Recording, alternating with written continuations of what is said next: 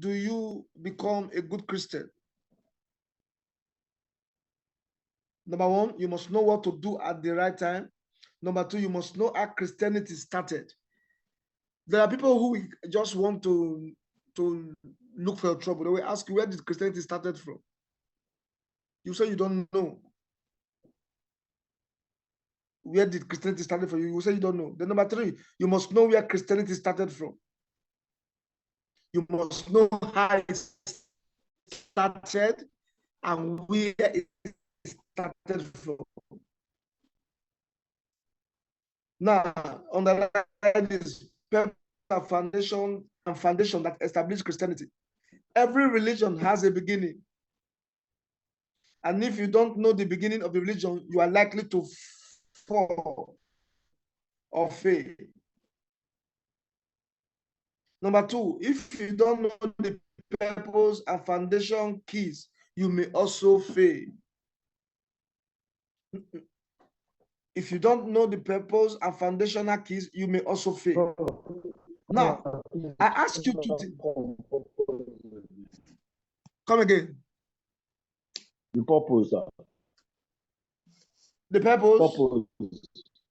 Okay, I said purpose and foundation. Yes, sir. That established Christianity.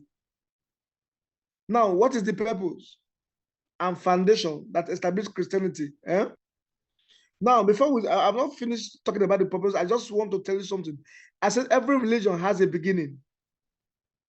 And if you don't know the beginning of the religion, you are likely to fail or may fail.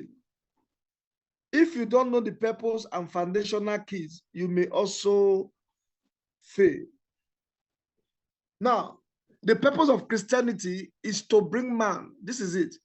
The purpose of Christianity is to bring man back to how man started in the beginning.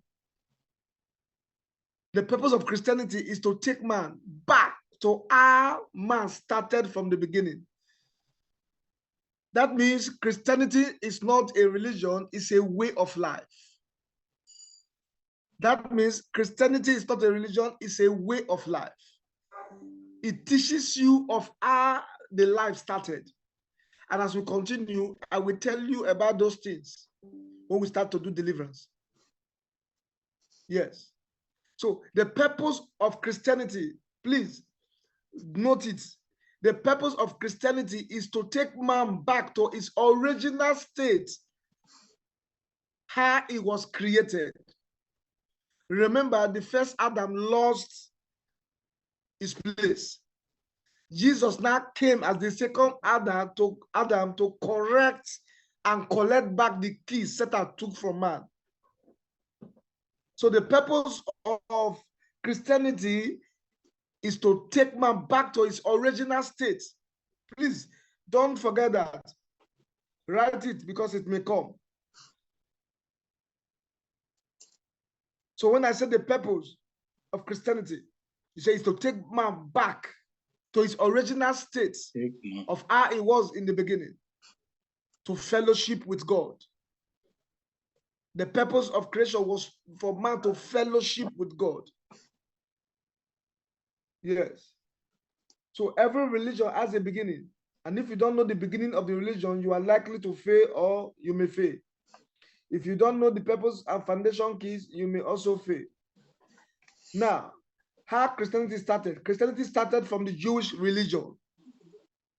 Yes. How Christianity started? Christianity started from the Jewish religion.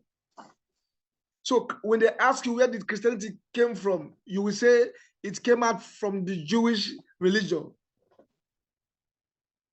Yes. So Christianity started from the Jewish religion. And where did it started from? Christianity started from Judea. Christianity started from Judea. Christianity started from Judea. Antioch. Yes. They were first of all called Christians at Antioch.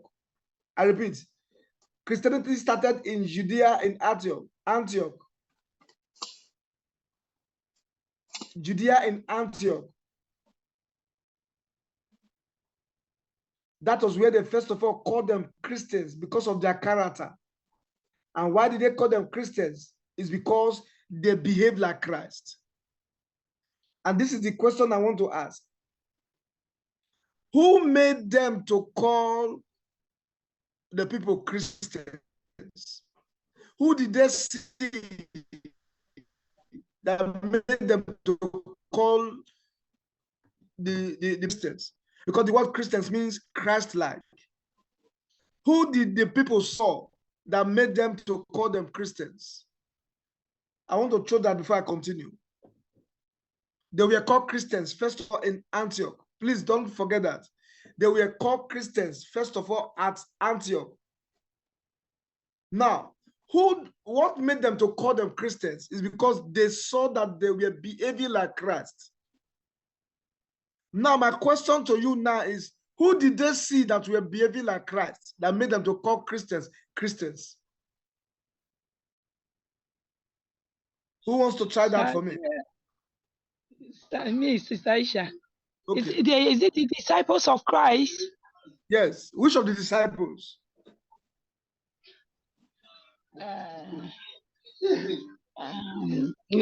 Was it Peter and John? And John. Peter okay. and John. Okay. Okay. Okay. Yes. You just counted two now. Who is trying again? First of all, you said they are disciples, which is very correct. You now mentioned two names. I want other people to try. Who is trying again?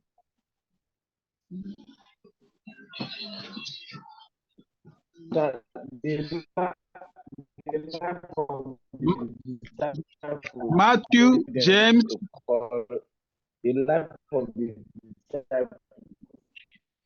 Okay. I'm not hearing you clear, but our brother said Matthew, James, but yes. Aisha was about to say Matthew, James. Aisha said Peter and John. We have gotten 4. So, our brother is trying to say something, but the network is not helping us. Can you type it out? I don't know who is that. That no note Infinix Note 11. Is it possible to type it out?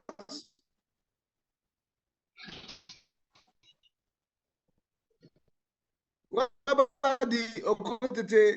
Who is there again?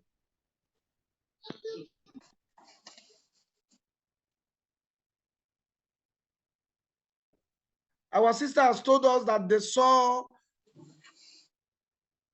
Matthew, Peter, and John. The husband also said something. Who is saying something again?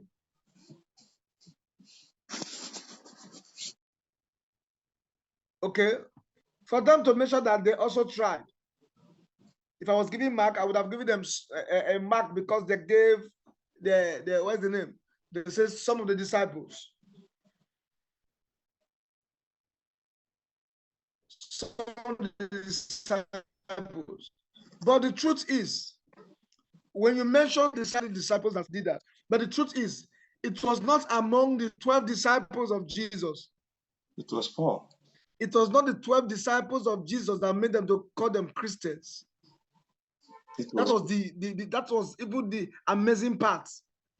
Anybody you ask will tell you that they saw the disciples and they called them Christ-like because they were behaving like Christ. But when I find out who they saw, I was perplexed because I never expected it.